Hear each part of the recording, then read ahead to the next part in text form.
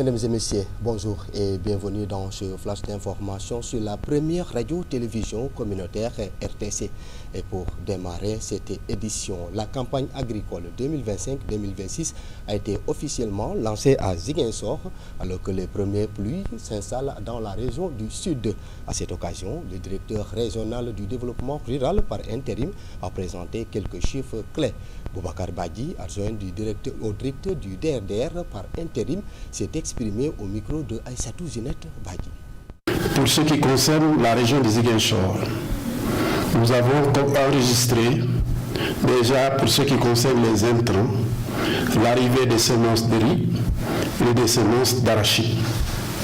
Pour les semences d'arachide, sur une prévision de 374 tonnes, nous avons reçu 168,5 tonnes, soit au taux de 45% de mise en place.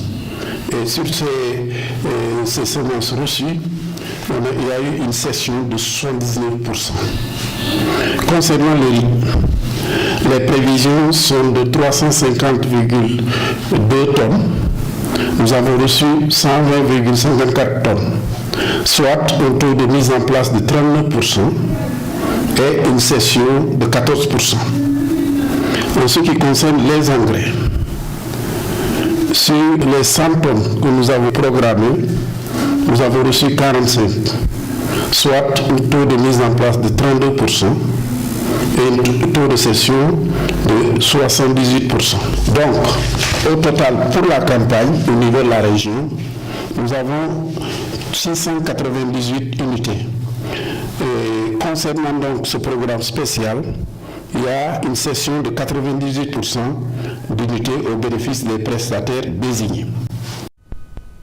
Et puis, dans le Ndoukoumane, l'espoir renaît dans les champs. Après les premières précipitations, les agriculteurs ont entamé les semis et les préparatifs pour la saison des pluies. Malgré des semences jugées insuffisantes et des inquiétudes sur l'accès aux intrants, ils activent avec détermination, misant sur un hivernage prometteur. Reportage Fatou Sall. Après les premières pluies, les agriculteurs de Kaffrine ont entamé les premiers semis, ainsi que certaines activités préparatoires en vue des grandes pluies. Nous avons fini de semer le mil pour préparer les grandes pluies. Actuellement, nous sommes en train de gratter le sol pour pouvoir semer l'arachide. Cependant, ces agriculteurs dénoncent l'insuffisance des semences distribuées par les autorités. Les semences ne sont pas suffisantes cette année parce que 100 et quelques kilogrammes est trop petit. Donc si je pars gratter le sol alors que j'ai pas suffisamment de semences, c'est inutile. Il estime que les intrants agricoles seront disponibles en quantité suffisante et à des prix accessibles. Nous prions pour que l'engrais ne soit pas insuffisant comme l'arachide. Si les ingrats sont suffisants avec des prix abordables, ça serait mieux. Malgré ces difficultés, les agriculteurs poursuivent les préparatifs dans l'espoir que l'hivernage de cette année leur soit favorable. Fatou Sall. Et pendant ce temps, les travaux de construction de l'université Souleymane Niang, inscrite dans le cadre de l'élargissement de la carte universitaire du pays, sont réalisés à plus de 80%. Cette nouvelle institution vise à renforcer le système d'enseignement supérieur. Selon le ministre de la tutelle, Dr Abdourahmane Diouf, l'infrastructure sera livrée en octobre 2026.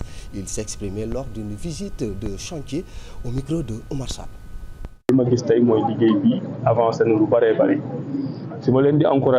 Vous avez nos encouragements. Ce que nous avons vu nous réconforte, car si l'on enlève le segment lié à la phase de mise en place des équipements, le taux d'exécution peut être estimé à 85%, ce qui relève d'une bonne avancée des travaux. Je vous exhorte à poursuivre la dynamique en travaillant de jour comme de nuit pour respecter la date de livraison afin qu'on ouvre en octobre 2026. Vous continuez normalement, on va université Matam, octobre 2026. Éducation toujours. Depuis quelques années, les résultats du baccalauréat affichent une tendance inquiétante à la baisse. Le faible taux de réussite observé reflète les limites d'un système éducatif en quête de souffle, malgré les efforts financiers importants consentis par l'État et ses partenaires. Une situation jugée alarmante par de nombreux acteurs de l'éducation qui appellent à une réforme en profondeur. Anna et Ndeye Hamissar nous en disent plus dans ce reportage. Les faibles performances récurrentes de l'école sénégalaise continuent de susciter une profonde préoccupation. Les résultats du premier tour du baccalauréat général 2025 viennent confirmer ces tendances inquiétantes. Seuls 21,12% des candidats ont été admis contre 23,40% en 2024. Nous étions partis avec 437 candidats répartis sur 3 séries. En L', on avait 33 candidats, L2, 281 et S2, 123. Alors, à l'arrivée, nous avons eu un taux de réussite de 214 candidats sur 437, ce qui fait un taux de réussite de 48,7%. Parents, enseignants, élèves, acteurs, tous s'inquiètent pour l'avenir de notre école. Mais les vendeurs de Petersen, si on donne ça à un examen, un élève de Roseau aura du mal à écrire là-dessus. Moi, je parle dans mon domaine. En anglais, les textes sont trop nombreux, sont trop énormes. Le parcours de cet élève reflète le désarroi de milliers d'autres, livrés à un système qui peine à les soutenir. On nous a amené les feuilles. On a constaté qu'on a amené Portugal. Et Portugal, les colonies portugaises, c'est les dernières parties, c'est la dernière leçon.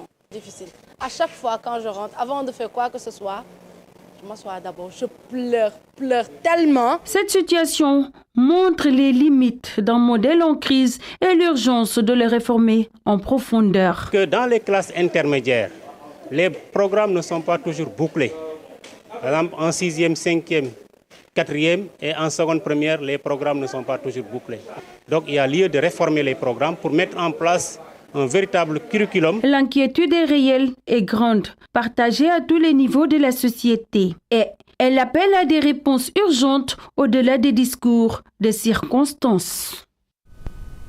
Et pour finir, à Tivaouane, les autorités municipales ont officialisé un protocole d'accord avec les radios communautaires du département. La cérémonie s'est tenue à la mairie en présence des directeurs des différentes radios. Ces derniers se réjouissent de la mise en place d'un cadre formel de collaboration qui permettra de mieux partager l'information avec les citoyens. Un reportage de Serif Abdul Aziz Touré. La mairie de Tivaouane vient de signer un protocole de partenariat avec 4 radios communautaires de la ville. L'information est donnée par l'adjoint au maire Moustapha Mboup.